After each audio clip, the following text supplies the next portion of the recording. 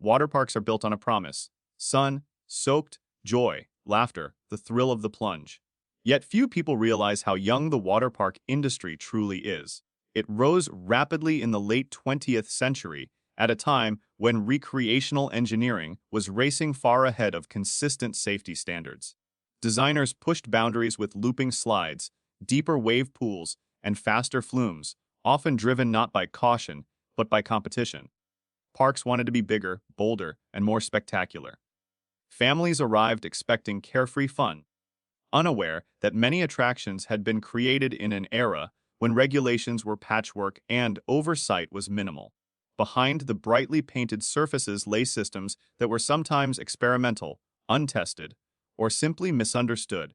As visitors flocked to these aquatic playgrounds, operators struggled to balance innovation with responsibility. Lifeguards, often teenagers with minimal training, were placed in charge of supervising thousands of guests in environments that changed by the minute. Mechanical systems were pushed to their limits under summer demand, and maintenance crews were routinely pressured to keep every attraction running. Even when warning signs emerged, these pressures formed the backdrop for tragedies that would shatter communities and alter the industry forever. But for most families stepping through the gates, that hidden tension never entered their minds. They saw gleaming slides twisting high into the sky, heard laughter echoing across shimmering pools, and felt the pull of carefree adventure. They trusted that the thrills had been engineered with safety at the forefront. They believed that fun and security were inseparable. And yet, as history would reveal in heartbreaking detail, those assumptions were sometimes catastrophically wrong. Today, we uncover some of the worst water park deaths ever recorded. Stories shaped by human misjudgment, engineering mistakes, and systemic failures. They are painful to revisit, but essential to remember, because behind every tragedy was a family expecting a day of joy, and behind every reform was a life that should never have been lost. These stories remind us just how fragile safety becomes when excitement outweighs oversight. The story of Action Park begins in the late 1970s, a decade defined by bold experimentation in entertainment. Theme parks across the United States were striving to redefine leisure, competing to create attractions that promised thrills never seen before. Into this landscape stepped Action Park, envisioned not as a controlled environment, but as a high, adrenaline escape where the limits were not only pushed, they were ignored. Its founder promoted the park as a place where guests could test themselves, where fear was part of the fun and regulation was viewed as an unnecessary obstacle. The philosophy reflected a broader cultural appetite of the era, a hunger for freedom, self-determination, and adventure unchecked by authority. But in a venue where physics, water, and human bodies collided, that philosophy quickly became perilous. Even in its earliest years, the park revealed how dangerous this approach could be. The Alpine Slide, a twisting concrete track carved into the side of a hill, became a symbol of Action Park's reckless ambition. Riders hurtled down the course on small, plastic carts, many of which lacked reliable brakes. On a summer day in 1980, a 19-year-old park employee, familiar with the ride but not protected from its design flaws, lost control. His cart left the track, and he suffered fatal injuries when he struck rocks below.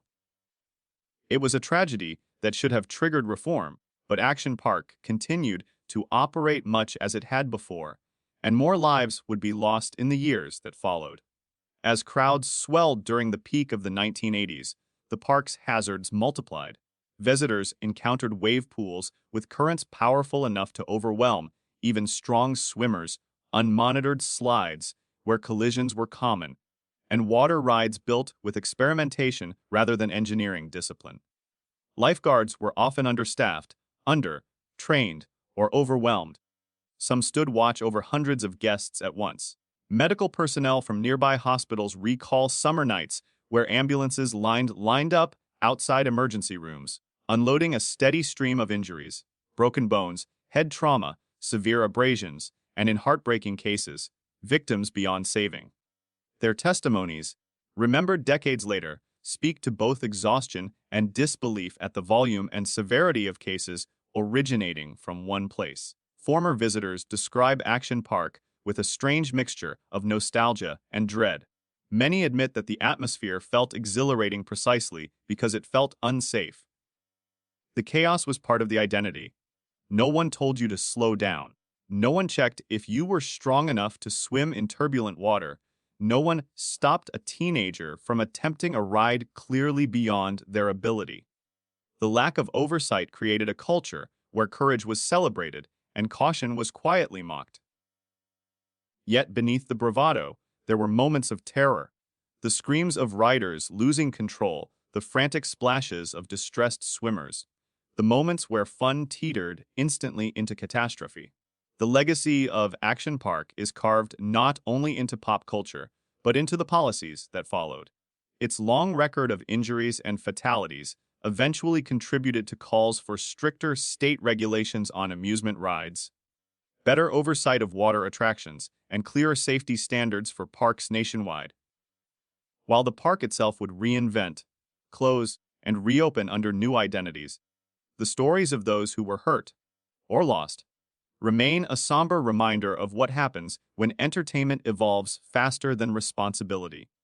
Action Park was built on freedom, but it became known for something far more sobering: the price paid when safety becomes optional. The story of Verrückt began in an era when amusement parks across the United States were locked in a race for spectacle. The early 2010s saw a push toward record-breaking attractions, taller coasters, faster drops, and rides engineered to dominate headlines. Schlitterbahn, already known for bold innovation in the waterpark sphere, sought to create something the world had never seen before: the tallest waterslide ever built. Political pressures and commercial ambitions added fuel to the vision. Kansas lawmakers had recently passed legislation making the state unusually friendly to amusement ride development, limiting inspections and allowing operators to self-regulate. For a company eager to build a landmark attraction, the opportunity was irresistible. Verrückt, German for insane, was conceived not merely as a ride, but as a public statement. It would tower 168 feet over Kansas City, a steel and fiberglass monument to human daring and engineering audacity. During construction, however, the technological challenges quickly became apparent. Waterslides had never been built at anything close to this scale, and standard engineering models did not fully apply to a structure that combined high-speed rafting with near-vertical drops. Early test runs produced troubling results. Rafts flew off the slide's surface, even with sandbags meant to simulate riders.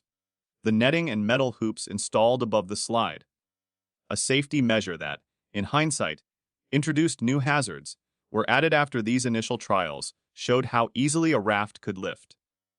Despite the red flags, deadlines loomed, marketing campaigns accelerated, and internal pressure mounted to open the ride as scheduled for the park's 2014 season.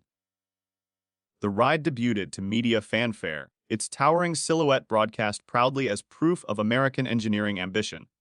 2 years later, on August 7, 2016, the atmosphere at Schlitterbahn, Kansas City, was typical of a bright summer weekend. Families lined up for Verrückt, many drawn by its world record status. Among them was 10-year-old Caleb Schwab, visiting the park for Kansas Elected Officials Day with his family. Caleb boarded the three-person raft alongside two adult strangers, all secured by shared Velcro straps intended to keep riders in place. As the raft began its descent, it dropped down the steep first hill, accelerating at speeds reported to exceed 60 miles per hour. When it climbed the second hill, a smaller but still powerful rise, the raft lifted off the slide's surface. In the split second that followed, it struck the overhead netting and support structure. Caleb was killed instantly, while the two adult riders suffered serious injuries. The immediate aftermath was marked by shock and confusion. Riders waiting in line recall hearing screams, then sudden silence. Park staff rushed to secure the area, but many were overwhelmed. Some had never trained for an emergency of this magnitude. First responders arriving on scene were met with a scene they could scarcely comprehend. A tragedy that should have been impossible under proper engineering protocols. Parents at the park embraced their children, shaken by how quickly an afternoon of celebration had turned to horror. The investigation that followed was deeply troubling. Prosecutors and engineers found that Verrückt had bypassed standard engineering peer review and relied heavily on trial and error testing. Safety recommendations were ignored or minimized. The ride's speed, height, and design pushed well beyond established limits for water park attractions. Eventually, the ride was demolished, and criminal charges were filed, though many were later dismissed. Nonetheless, the tragedy fundamentally altered the amusement industry's conversation about safety. Across the nation, regulators reevaluated inspection requirements, especially in states with limited oversight. Parks reconsidered extreme ride designs, and industry engineers emphasized the importance of peer review and independent verification. For many, Verrückt became a symbol, not of innovation, but of what happens when ambition eclipses caution.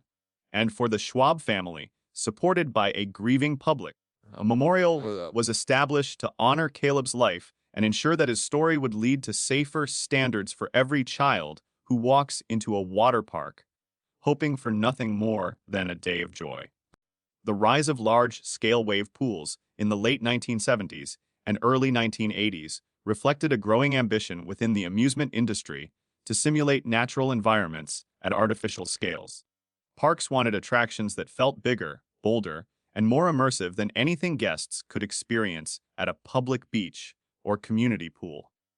Action Park, driven by the desire to outmatch competitors and capitalize on the era's appetite for freedom and thrill-seeking, embraced this trend with minimal restraint, operating in a regulatory climate that favored business growth over consumer protection. The park functioned with an unusual degree of autonomy. The wave pool, officially called the tidal wave pool, was designed to produce waves significantly more forceful than typical water parks of the time. Engineers and operators were still learning how artificial waves behaved when amplified to this scale, and safe load capacities were often approximated rather than precisely calculated. As a result, the attraction opened with both technological ambition and dangerous uncertainty. On hot summer weekends, the pool swelled with crowds, sometimes hundreds of swimmers at once. At full capacity, the water became a chaotic tangle of bodies, inflatable tubes, and unpredictable currents. Waves rose as high as 3 feet, closer to ocean surf than standard pool conditions, and they rolled in continuous intervals, leaving very little time for struggling swimmers to recover.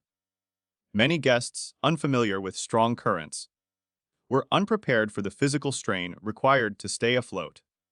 Alcohol sales nearby only worsened the problem, lowering inhibitions and drawing inexperienced swimmers into deep water. Lifeguards stationed around the pool were mostly teenagers, tasked with monitoring a vast body of water where danger could materialize in seconds. They later recalled that during peak hours, they pulled distressed swimmers from the water so frequently that rescues became almost routine. The first drowning occurred in 1982. Accounts describe a packed afternoon, the sun beating down on a churning pool, as guests chased waves with carefree excitement. Somewhere beneath the surface, unnoticed in the turbulence, a young man slipped under. Lifeguards spotted him too late. The scene was a blur of frantic whistles, shouts, and attempts to clear the water as emergency crews rushed in. The incident shook staff, but operations continued with only minimal changes. Over the next several years, 2 more drownings followed, one in 1984 and another in 1987. Each time, the tragedy unfolded in a similar pattern. A swimmer lost in the surging water, briefly visible as they struggled, then swallowed by the crowd and the current. The difficulty of detecting a drowning victim in a chaotic wave environment meant that even attentive lifeguards sometimes recognized the emergency only when it was too late. Survivors and bystanders recall the panicked splashes, the muffled cries, the jarring transition from laughter to terror. What made the wave pool especially frightening was that its danger was invisible until the moment disaster struck. Parents standing along the edge believed it was simply a giant swimming pool. Teenagers saw a playground. But beneath the surface, the physics told a different story, one of powerful undertows, recirculating currents, and unpredictable hydrodynamics. Many who survived close calls described moments of sheer panic, the realization that they could not reach the surface, the desperate attempts to signal for help as waves rolled repeatedly overhead. In the aftermath of the final drowning, pressure grew for Action Park to re-examine its safety culture. While the park resisted major changes, citing the popularity of the attraction, public scrutiny intensified. The tragedies on the tidal wave pool contributed to broader conversations about water park regulation, the importance of certified lifeguard training, and the need for clearer guidelines on wave strength, capacity limits, and rider ability. In later years, long after the park closed and was rebranded, the stories of the grave pool became cautionary tales used in lifeguard training and water park safety seminars. Memorials were created informally by families and former staff who wanted the victims remembered not as statistics, but as individuals whose losses ultimately influenced safer industry standards. The grave pool's legacy is a sobering reminder that even the most familiar attractions can become deadly when ambition outruns oversight. The serene image of a lazy river has long been a staple of waterpark advertising. A gentle current, soft music drifting through the air, families floating peacefully on bright rubber tubes. It is a setting designed to calm, not alarm. Yet beneath this tranquil surface lies a complex system of pumps, channels, and hydraulics, all engineered to maintain a continuous flow of water. As water parks grew throughout the 1980s and 1990s, these systems often expanded faster than regulations could keep up. Parks wanted attractions that looked effortless, but the technology behind them was anything but simple. Currents needed to be strong enough to move hundreds of guests, but gentle enough to avoid creating dangerous circulation paths. Unfortunately, some parks underestimated how small changes, an overcrowded section, an underpowered lifeguard team, or a brief lapse in visibility, could turn a leisurely ride into a life-threatening moment. Throughout several countries, incidents began appearing in public records, drownings in slow, moving rivers where no one expected danger. Many involved children who slipped from their tubes and became disoriented beneath the surface. Water clarity often diminished when crowds were large, making it nearly impossible for lifeguards to distinguish between a playful dive and a silent struggle for air. In some cases, parents floating just a few feet away had no idea their child had vanished under the coils of tubes and bodies. Witnesses described moments that haunt them still. The sudden realization that a face was missing, the frantic calls to lifeguards, the awful seconds before someone spotted a small body unmoving beneath the water. The shock in these tragedies came not only from the loss itself, but from the setting a place marketed as calm, gentle, and safe. Compounding the risk were the operational pressures faced by many parks. Lazy rivers often stretched hundreds of feet, looping through tunnels, under bridges, or around blind corners. Staffing such a long, winding attraction required more lifeguards than many parks were willing to assign. On crowded days, a single lifeguard might be responsible for monitoring vast sections where visibility was impaired by foliage, spray features, or the simple curvature of the channel. Delayed response times became a tragic pattern, not because staff didn't care, but because they were placed in an impossible position. Parents who lost children in these incidents spoke of the agonizing minutes that followed, lifeguards sprinting along the river's edge, radios crackling, rafts being flipped in desperation, and the desperate hope that the victim might still be revived. Even more harrowing were the entrapment incidents. Rare, but unforgettable. Many older pools and rivers relied on powerful suction drains to maintain circulation, some producing forces strong enough to trap an adult underwater. When drain covers broke or were improperly secured, the exposed suction ports became deadly. Survivors of near entrapments described feeling an invisible hand grab hold of them, pinning them to the pool floor as panic flooded their lungs. In the worst cases, victims could not break free. Investigators later revealed that these suction forces could exceed hundreds of pounds, far beyond the strength of any swimmer. These tragedies, occurring in places meant for rest and play, left families shattered and staff traumatized, their memories scarred by scenes they could never forget. The aftermath of these incidents reshaped safety protocols across the industry. Public pressure and advocacy led to strengthened regulations for drain design, requiring anti-entrapment covers and redundant systems to prevent catastrophic suction failures. Parks increased lifeguard staffing on lazy rivers and developed specialized training for calm water vigilance, an entirely different form of surveillance than watching over high-energy rides. Some parks installed emergency shut-off mechanisms within arm's reach of staff, allowing pumps to be halted instantly at the first sign of trouble. Families who lost loved ones built memorials and pushed for reforms, determined that no other child would vanish unnoticed beneath a surface so deceptively calm. Their efforts helped forge safer standards, ensuring that the quietest corners of a water park would no longer be overlooked in the rush to build bigger, faster attractions.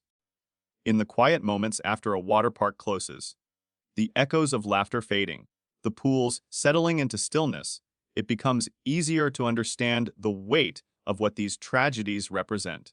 Behind every incident report is a family whose world has been permanently changed. What was meant to be a carefree summer outing, a birthday celebration, or a long, awaited vacation transforms into a moment frozen in time, replayed endlessly by those left behind. Parents remember the last words their child spoke before running toward the water.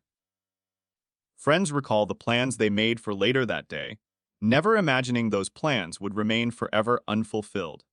Even first responders carry memories of scenes that continue to haunt them long after they leave the park gates. These stories reveal a truth far more profound than any statistic. The real cost of negligence is measured not in numbers, but in lives that should have continued. As the water park industry expanded throughout the late 20th century, its technological innovation often outpaced the development of consistent safety standards. Parks sought to outdo one another with taller slides, faster rafts, and bigger waves, fueled by commercial pressure and, in some regions, a political climate favoring deregulation. Many states lacked unified inspection procedures, leaving design decisions in the hands of builders who were sometimes motivated more by spectacle than caution. Engineers were asked to create attractions on unprecedented scales, often without industry-wide guidelines or peer review. In some parks, lifeguards, typically teenagers with only basic certification, were tasked with supervising massive crowds amid complex hydraulics and unpredictable water behaviors. What might look like simple recreational fun was, in reality, an intricate ballad of mechanics and human judgment. When either element faltered, the consequences could be catastrophic. The tragedies that emerged from these conditions followed heartbreaking patterns. In some cases, a matter of seconds determined whether a struggling swimmer lived or died. Families watching from nearby tubes or shoreline chairs realized too late that something was wrong. Lifeguards sprinted into the water, unsure of where to look first in the chaos of churning waves and crowded bodies. In the aftermath, interviews often revealed quiet heroism. Bystanders who dove in without hesitation, staff members who refused to give up during resuscitation efforts, and parents whose courage amid despair shaped the memories of all who witnessed them. Yet even acts of bravery could not undo systemic failures that allowed these incidents to occur. When investigations followed, they illuminated a chain of preventable issues: missing documentation, ignored warning signs, maintenance logs that revealed patterns of malfunction, and corporate decisions that favored maintaining revenue, generating attractions over temporary closures for repairs. Lawmakers, confronted with grieving families and public outrage, were forced to re-examine decades-old regulations. Some states enacted stricter inspection requirements, mandating third-party engineering reviews or emergency shut-off mechanisms for high-risk water features. National advocacy groups emerged, many led by parents who had lost children, determined to transform their grief into change. Their campaigns pushed for standardized lifeguard to guest ratios, anti-entrapment technology, and transparency in incident reporting. Within parks that had suffered fatalities, memorials began to appear quietly. Plaques, dedicated benches, garden spaces where families could mourn out of public view. Employees returning for new seasons carried the weight of past incidents, many becoming advocates for improved safety even when management hesitated. Over time, these tragedies reshaped the landscape of water park design and operation. They served as stark reminders that every decision, every pump calibration, staffing choice, engineering calculation, and safety inspection exists to protect real people with real families waiting for them to come home. Ultimately, the human cost of negligence is not merely a cautionary tale. It is a call to responsibility, urging an industry built on joy to recognize the profound duty it carries. The memory of those lost continues to influence every new rule, every rebuilt attraction, and every parent who hesitates before letting go of their child's hand at the edge of the water. Water parks will always hold a place in our memories. Sun, fun, childhood summers. Evenings when the heat broke, just enough for the pavement to cool under bare feet. Mornings when children ran ahead of their parents toward shimmering blue water, laughter already rising from the slides above. These parks are woven into countless family traditions, symbols of innocence and joy. But history, when looked at unflinchingly, reveals the delicate balance between thrill and risk. As rides grew taller, faster, more ambitious, the technology behind them evolved in a patchwork fashion. For years, regulations lagged behind innovation, leaving engineers to chart unexplored territory with limited guidelines. In some states, political pressure to promote tourism and business development created loopholes that allowed attractions to open before they were fully understood. The pursuit of spectacle, of building something bigger, something bolder, often overshadowed the quiet, less glamorous work of ensuring that every bolt, pump, and harness met the highest possible standard. What ultimately makes these tragedies so haunting is how ordinary the moments before them were. A father holding his daughter's towel, friends joking in queue lines, a mother taking photos as her child steps into a raft. These snapshots of everyday life are the final images families carry, moments that were supposed to lead to nothing more than a splash and a smile. When tragedy struck, it did so with crushing suddenness, a raft lifting unexpectedly, a current too strong to escape, a rescue arriving seconds too late. Survivors speak of the instant when joy turned into panic, the scream that cut through the noise, the wave of confusion as crowds parted, the desperate attempts to reach a loved one through water that suddenly felt endless. First responders and park staff remember the silence afterward, the collective realization that something irreversible had happened. In the aftermath of each incident, grief settled like a weight on communities and across the industry itself. Parents and siblings found themselves navigating a world that no longer made sense, replaying the events in their minds, searching for answers in inspection reports, maintenance records, and corporate statements. Investigators uncovered patterns, missed warning signs, overconfidence in new designs, maintenance deferred in the rush of peak season, lifeguards stretched too thin to see every danger in time. These revelations were painful, but they were necessary.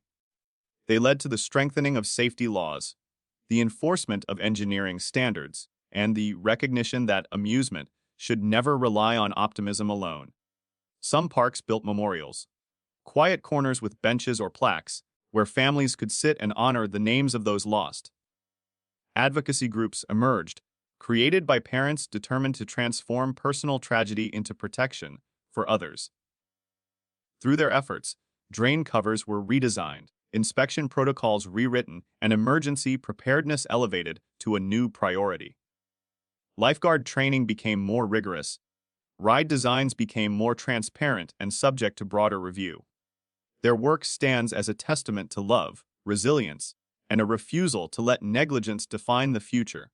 The stories we've explored today are not meant to frighten, but to remind us thrill must never come before safety. Behind every ride, every slide, every wave pool, there must be responsibility, because the cost of ignoring it has already proven too high. And as families return to these parks every summer, seeking joy and connection, it falls on all of us, engineers, operators, lawmakers, and guests alike, to ensure that the memories created are ones of laughter, not loss.